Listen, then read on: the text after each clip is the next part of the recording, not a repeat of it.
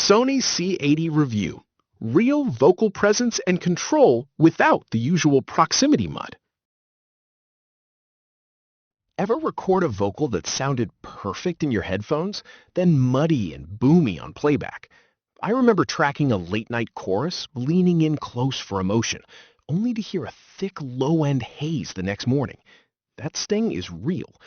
If you have battled proximity effect in a home studio, you know exactly what I mean, right? It is not just tone.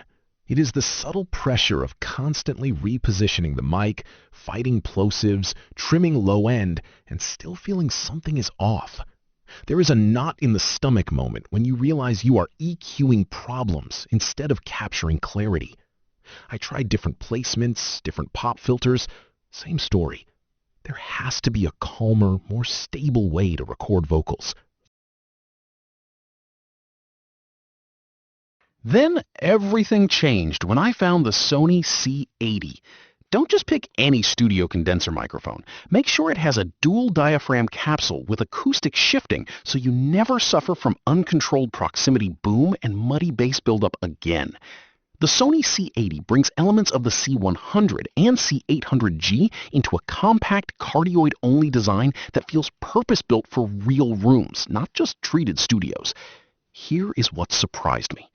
The 25mm capsule and acoustic shifting circuit keep vocals stable even when you lean in, while the strong mid-low presence adds body without turning cloudy.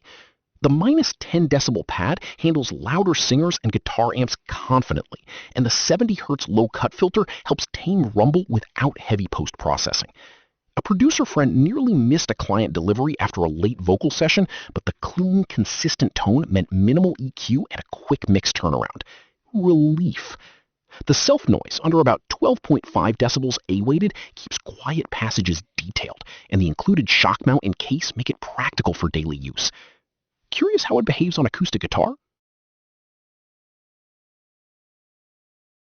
After a few months of steady use, the Sony C-80 stops feeling like a new toy and starts feeling dependable. Vocals sit in the mix faster, with less corrective EQ and fewer low-end surprises. A Mix magazine review highlighted its low self-noise and strong performance on both vocals and instruments, noting it handles high SPL sources with confidence.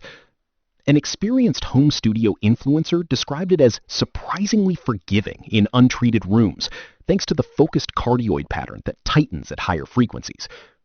On user forums, singers consistently mention how the dual diaphragm design keeps tone consistent even when working close to the mic. I have heard similar feedback from voiceover artists who appreciate its clear, present mid-range that cuts through without harshness. Now, one limitation worth noting, it is cardioid only, so if you need omni or figure 8 patterns, this is not that tool. Fair trade-off. For many home and project studios, the focused pattern actually simplifies placement and reduces room noise.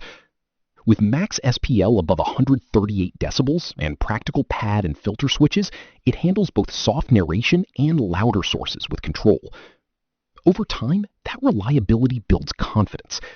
If your recording sounded more stable and mix-ready, how much time would that save you? If you want cleaner vocals, controlled low end, and less guesswork at mix time, the Sony C-80 is a smart step forward. Thousands of creators, engineers, and home studio artists already rely on large diaphragm condenser microphones like the Sony C-80 for consistent, detailed results, though results may vary depending on your room and preamp. You will find my affiliate link in the description and pinned comment. Take a closer look, explore the specs and reviews, and experience the difference for yourself.